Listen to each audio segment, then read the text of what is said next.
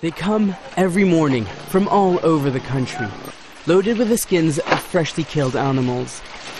Hazaribagh is the tannery district. Alamin Montu has lived here all his life and he still can't get used to the smell. All day he works the rawhide into leather.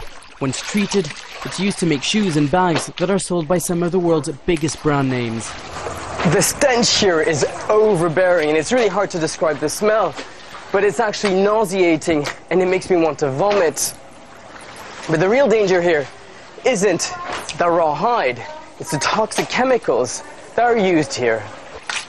It's called chromium. It's banned in most countries because of its devastating effect on the human body. Continuous exposure almost certainly leads to cancer. Alamin was 12 when he started working with it. My head starts pounding and I can't breathe. The chest pains are the worst. 22,000 cubic liters of chromium is dumped in the nearby river every day, effectively killing all life in this waterway. Bits of skin and animal flesh litter the streets. Some of it is processed and fed to chickens at nearby poultry farms. Despite this pollution, the leather business continues to grow without any regulation.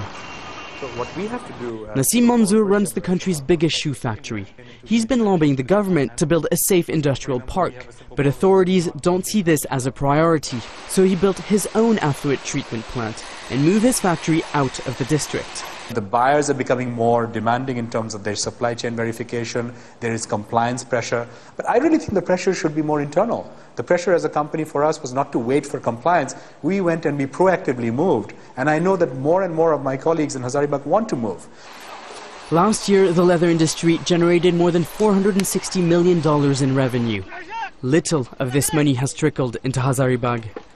Once known for its green pastures, but in the space of a decade, it's turned into a toxic slum, supplying the West with cheap leather shoes.